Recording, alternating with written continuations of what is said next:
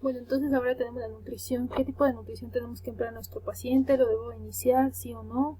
¿Iniciarlo me va a traer más complicaciones? Pues bueno, iniciarlo de una forma temprana, es decir, dentro de las primeras 24 horas, va a evitar la necrosis peripancreática infectada, la falla orgánica múltiple, disminuye la translocación bacteriana al favorecer una mayor integridad de las vellosidades intestinales. No hay evidencia hasta el momento que respalde la teoría de que la nutrición temprana va a incrementar el proceso inflamatorio.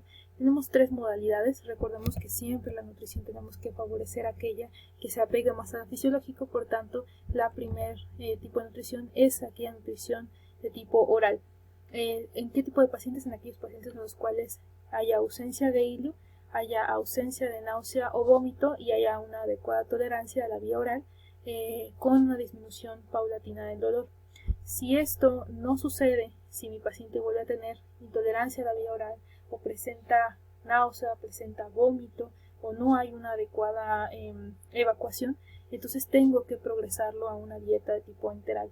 Es decir, aquellos pacientes con intolerancia a la vía oral, más de 5 días aproximadamente, aquellos pacientes que tengan una pancreatitis moderadamente severa, y se puede emplear la colocación de una zona nasogástrica o nasoyeyunar. Realmente no hay ninguna diferencia en cuanto a mayor complicación el empleo de una o de otra.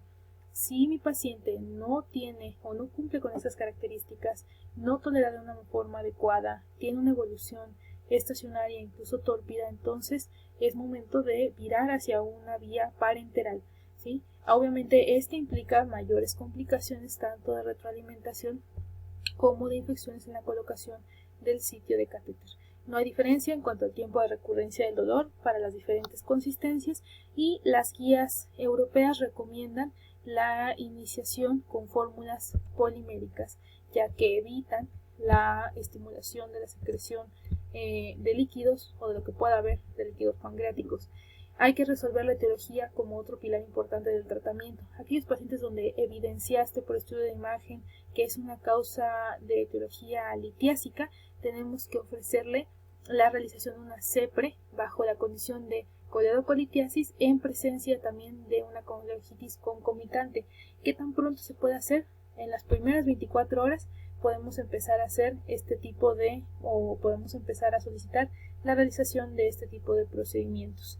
En cambio, cuando tenemos coledocolitiasis con otra obstrucción, es otra indicación también para realizar una CEPRE. El manejo quirúrgico, estas son indicaciones para solicitar al servicio de urgencia la resolución del cuadro clínico. Aquellos pacientes que presenten síndrome compartimental a nivel abdominal, aquellos pacientes que tengan un sangrado continuo, pacientes con isquemia intestinal, colecistitis necrotizante aguda o fístulas enteropancreática o finalmente alguna comunicación directamente con una colección. El drenaje endoscópico se prefiere, ya sea endoscópico o percutáneo, se prefiere cuando la pancreatitis es necrotizante infectada, hay una obstrucción gástrica o una obstrucción a nivel biliar que causa o que está causada por una colección, cuando hay un crecimiento de pseudoquiste o aquellos pacientes que persisten con dolor a pesar del manejo médico y por un tiempo mayor a las 8 semanas de instaurado el cuadro. Ahora, ¿qué tiempo debo de esperar para poder ofrecerle a mi paciente una resolución quirúrgica?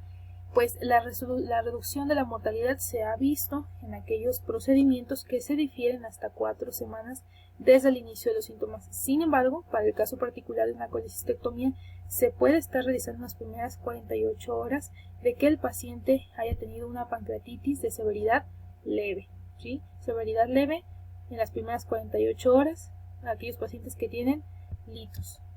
Ahora, este es el manejo en el cual ya estamos hablando de una fase tardía, el paciente no ha mejorado. ¿Qué es lo que tengo que hacer? Esa es una indicación, dijimos, de tomografía, ¿sí? Considerar también la toma de biopsia por aspiración guiada por tomografía, y si evidenciamos complicaciones como las que vamos a estar mencionando en las siguientes diapositivas, tenemos que ofrecerle tratamiento conservador y de soporte como lo habíamos comentado previamente. Si se puede o se debe ofrecer también un drenaje percutáneo endoscópico dependiendo cuál sea la localización, y si no hay una mejoría clínica es otra indicación nuevamente para solicitar nueva tomografía.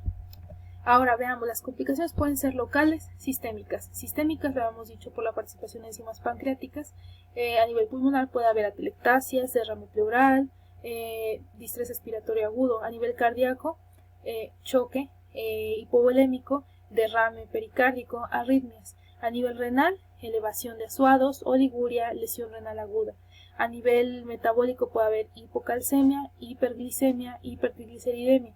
A nivel periférico, necrosis grasa por el efecto de la lipasa, ¿sí? Y otro tipo de complicaciones menos específicas. En cuanto a los niveles locales o a las complicaciones locales, tenemos aquellas que se van a estar dando característicamente en las primeras 4 semanas. Esta es la colección aguda del líquido pancreático, y este se caracteriza por ser un líquido que se asocia a una pancreatitis edematosa intersticial, pero que no tiene evidencia de una necrosis. Característicamente se presenta en las primeras 4 semanas. La colección necrótica aguda es aquella colección de un líquido que puede ser estéril, tanto con tejido necrótico, y que se asocia a una pancreatitis necrotizante con involucro de daño pancreático o de los tejidos peripancreáticos.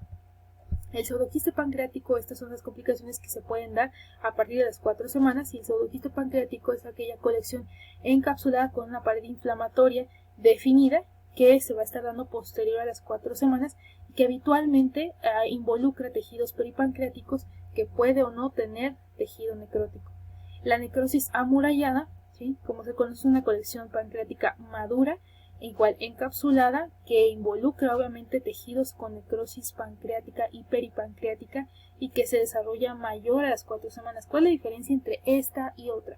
A ver, el pseudoquiste pancreático, la pared de este no es una pared capsular, no es una pared finamente, como podríamos decirlo, bien delimitada, sino que las paredes que limitan esta colección son los propios órganos adyacentes, a diferencia de la necrosis amurallada, en el cual sí hay el desarrollo de una cápsula que engloba todo el tejido necrótico.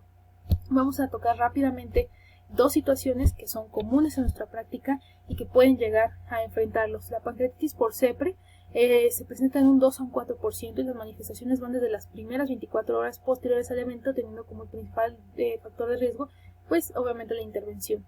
El 90% de ellos se va a manifestar con una severidad leve o moderada, pero es importante obviamente establecer el tratamiento de soporte.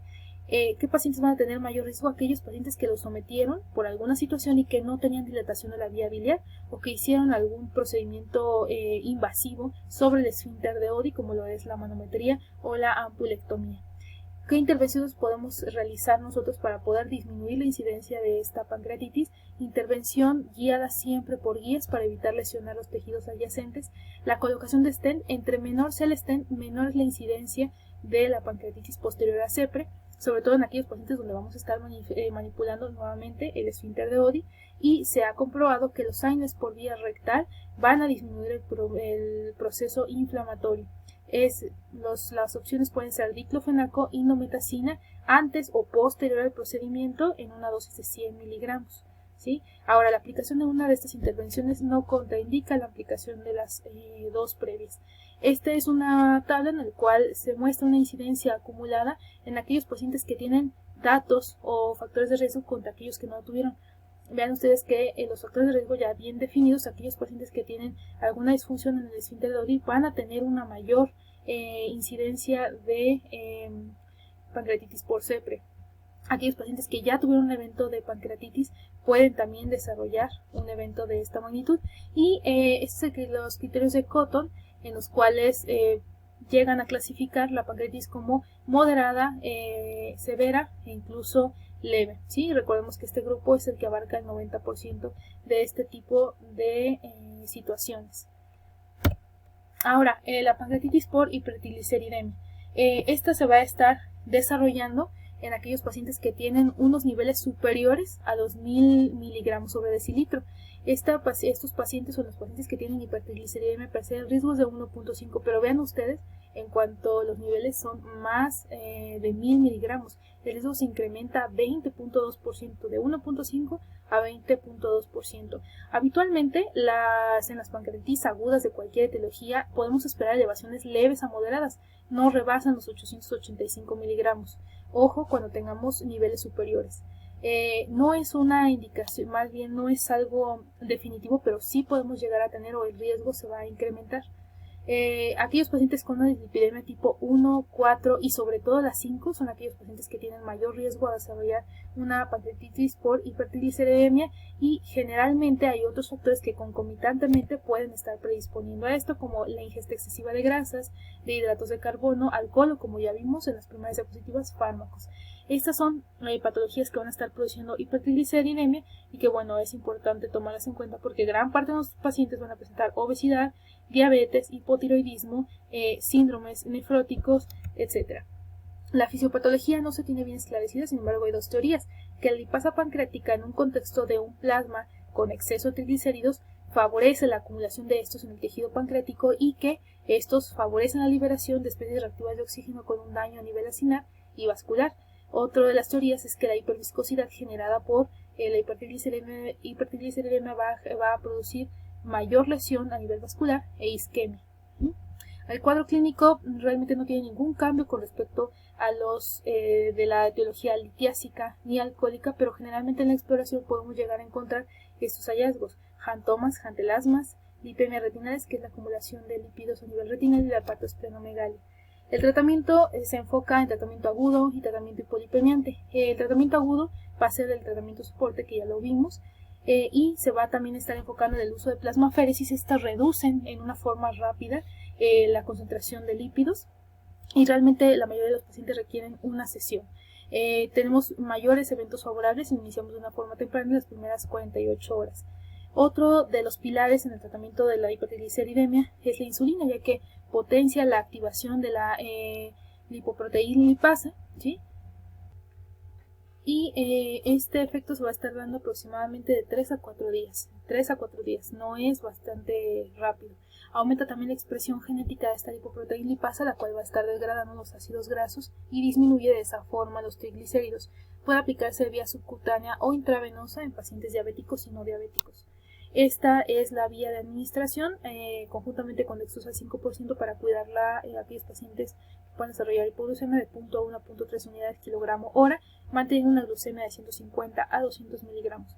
La heparina es un efecto temporal, favorece la liberación de la lipoproteína LDL de manera endotelial y se puede estar dando tanto de vía subcutánea como por vía intravenosa, sea en combinación con insulina o monoterapia. Sin embargo, se sugiere obviamente con la coadministración de insulina debido a un efecto temporal.